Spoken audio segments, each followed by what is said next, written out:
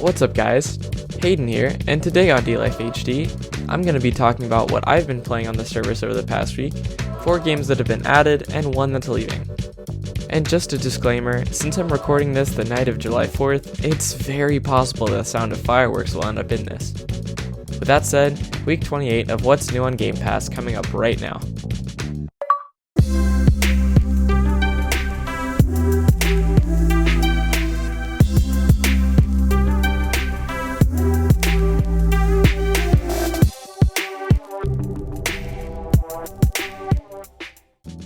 First thing, what I've been playing this week.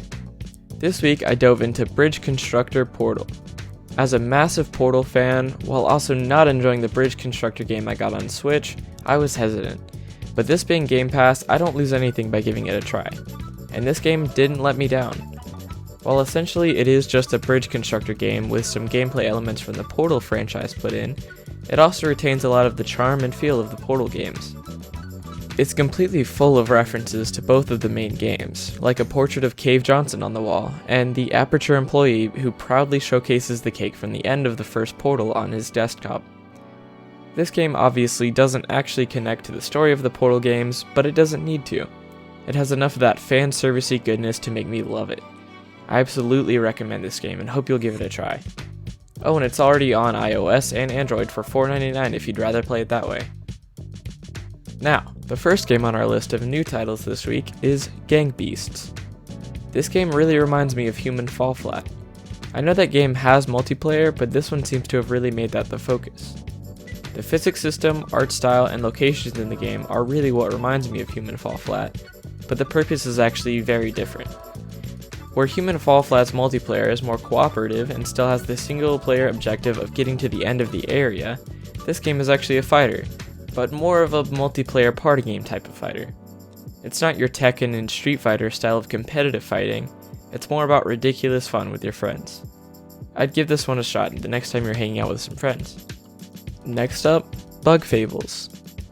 Now this game was kind of a big deal when it came out during the end of 2019, for specifically the reason of it being a game that was heavily inspired by the Paper Mario games.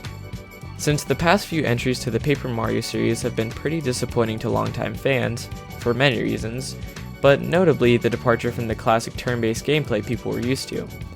This game was an Indiegogo supported game that reached 123% of their original goal.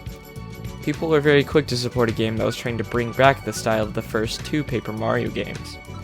If you are a Paper Mario fan, an RPG fan, or just like the art style, give this one a shot. And next is Immortal Realms Vampire Wars.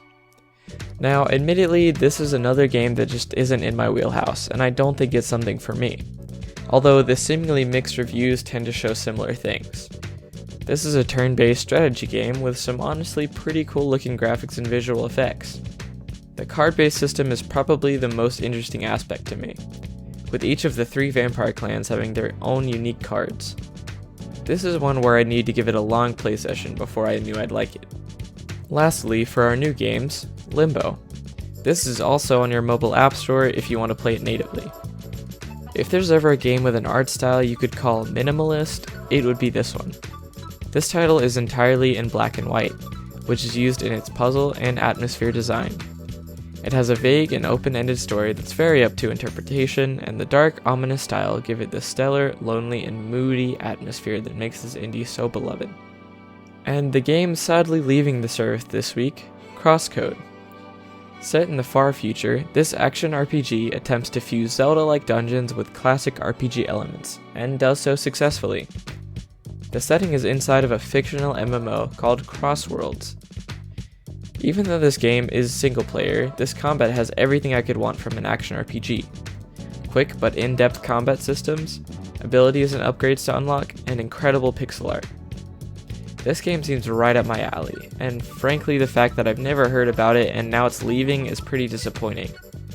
If I don't have time to try it out on Game Pass before it's gone, this is one I'll definitely consider purchasing or at least trying out the demo on Steam.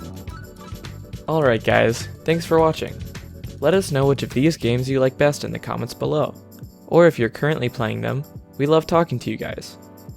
Also, let us know what you think of Game Pass and if it's a service you're enjoying as much as we are. Remember to like and subscribe for more videos like these. Lastly, check out our Twitter account for gameplay of the latest releases. But most importantly, remember to always stay 1-up.